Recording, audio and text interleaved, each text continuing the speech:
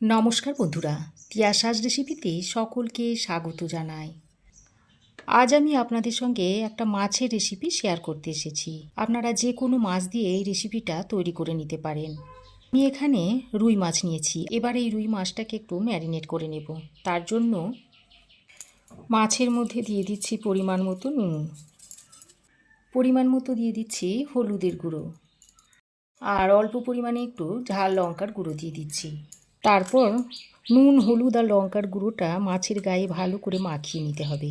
বন্ধুরা, ভিডিওটা আপনারা প্রথম থেকে শেষ পর্যন্ত দেখবেন। আর ভিডিওটা যদি ভালো লাগে তো অবশ্যই একটা লাইক দেবেন। আপনাদের একটা লাইক আমার ভিডিও বানানোর অনুপ্রেরণা যোগায়। তো মাছের গায়ে আমি নুন, হলুদ আর লঙ্কাটা ভালো করে মাখিয়ে নিয়েছি।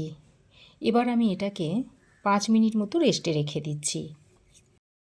এবার আমি এখানে বেগুন নিয়েছি, আর একটা বেগুনের অর্ধেক অংশটা আমি নিয়েছি। তারপর বেগুনটাকে এইভাবে মাঝ বরাবর কেটে নিচ্ছি। বেগুনটাকে 4টে টুকরো করে নিচ্ছি। একটা বেগুনের টুকরোকে আমি আবারও 4টে করে টুকরো করে নিচ্ছি। তো বেগুনগুলোকে আমি এই রকম করে কেটে নিয়েছি। তারপর বেগুনগুলোকে একটা প্লেটের মধ্যে তুলে নিচ্ছি। এবার এই বেগুনগুলোকে আরও একবার ভালো করে ধুয়ে নেব। এবার আমি গ্যাস অন করে একটা কড়াই গরম করে নিয়েছি। তারপর এখানে দিয়ে দিচ্ছি 1 চামচ মতো কালো জিরে আর 1 চামচ মতো সাদা জিরে। এবার গ্যাসের ফ্লেমটাকে লো টু মিডিয়ামে করে এই কালো জিরে আর সাদা জিরেটাকে হালকা করে ভেজে নিচ্ছি। বন্ধুরা, আপনারা মাছের রেসিপি তো অনেকভাবেই খেয়েছেন। এইভাবে এই মশলাটা ব্যবহার করে এই রান্নাটা একবার করে দেখবেন। খেতে অসাধারণ হয় আর স্বাদ একেবারে মুখে লেগে থাকে। কালো জিরে আর সাদা জিরেটাকে আমি হালকা করে ভেজে নিয়েছি। এবার আমি এই কালো জিরে আর সাদা জিরেটাকে একটা প্লেটের মধ্যে ঢেলে নিচ্ছি। তারপর এটা একটু হালকা ঠান্ডা করে একটু মিহি করে গুঁড়িয়ে নিয়েছি। এখন আমি ওই কড়াইতেই আরও একটা মশলা তৈরি করে নেব। তার জন্য এখানে আমি 7-8 কোয়া মতো রসুন নিয়েছি আর 3টে কাঁচা লঙ্কা নিয়েছি। সেই রসুন আর কাঁচা লঙ্কাটা এই শুকনো কড়াইয়ে দিয়ে দিলাম। তারপর শুকনো কড়াইয়ে দিয়ে এইভাবে হালকা করে ভেজে নেব। এবার আমি এই রসুন আর কাঁচা লঙ্কাটাকে একটা বাটির মধ্যে ঢেলে নিলাম। তারপর এটাকে জল দিয়ে বেটে নেব। এবার আমি আবারও কড়াইটা ভালো করে গরম করে নিয়েছি। তারপর এর মধ্যে দিয়ে দিচ্ছি বেশ খানিকটা পরিমাণ সর্ষের তেল। তো তেল খুব ভালোভাবে গরম করে নিয়েছি। তারপর যে মাছগুলো নুন, হলুদ, লঙ্কা দিয়ে ম্যারিনেট করে রেখে দিয়েছিলাম সেইগুলো এ তেলের মধ্যে দিয়ে দিচ্ছি।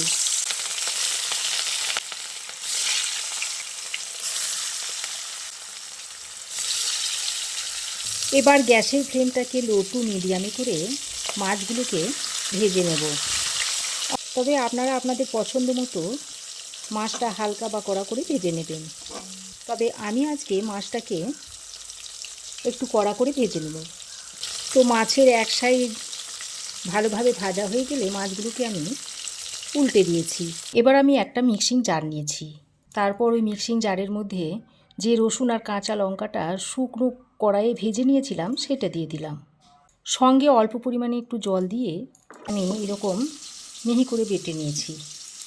তো মাঝারি আঁচে মাছগুলোকে আমি এরকম একটু লাল করে ভেজে নিয়েছি। এবার এই মাছগুলোকে তুলে একটা প্লেটের মধ্যে রেখে দিচ্ছি।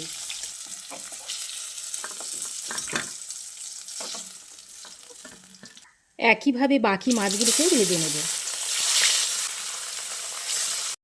বাকি মাছগুলো ভাজা হয়ে গেছে, এগুলোকেও তুলে নিচ্ছি। সমস্ত মাছ আমার ভাজা হয়ে গেছে। এবার ওই তেলের মধ্যে যে বেগুনগুলো কেটে রেখেছিলাম সেই বেগুনগুলো দিয়ে ভেজে নিচ্ছি।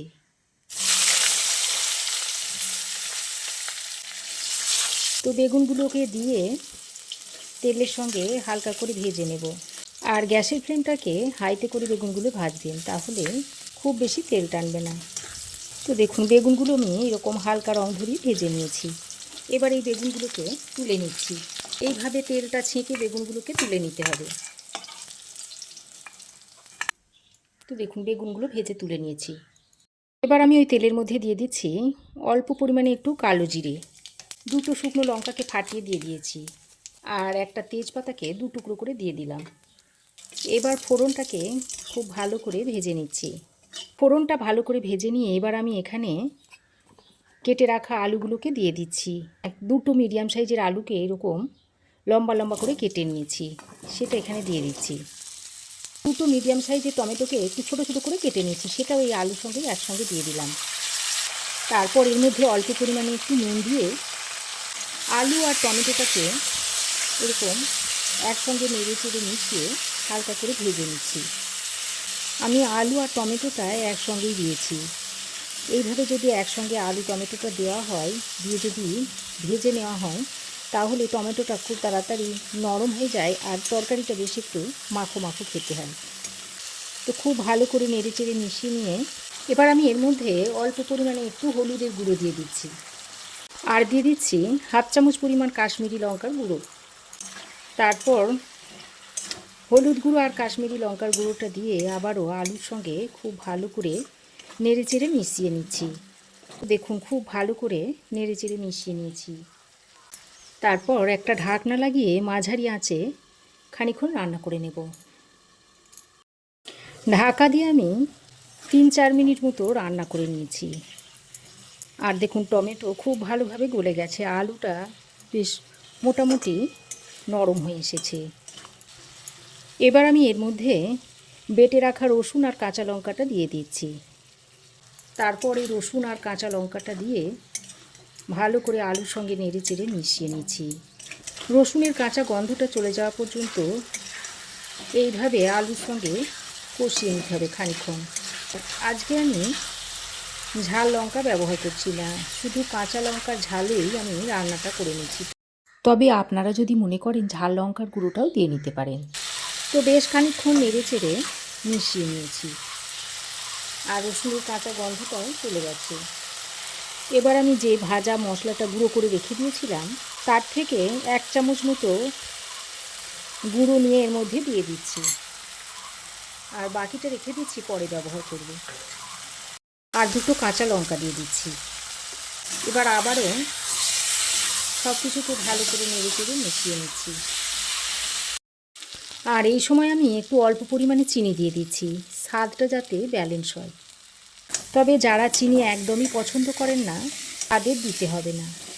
চিনিটা দিয়ে আবারও সব কিছু একসঙ্গে ভালো করে মিশিয়ে নিয়েছি। এবার আমি এখানে পরিমাণ মতো জল দিয়ে দিচ্ছি।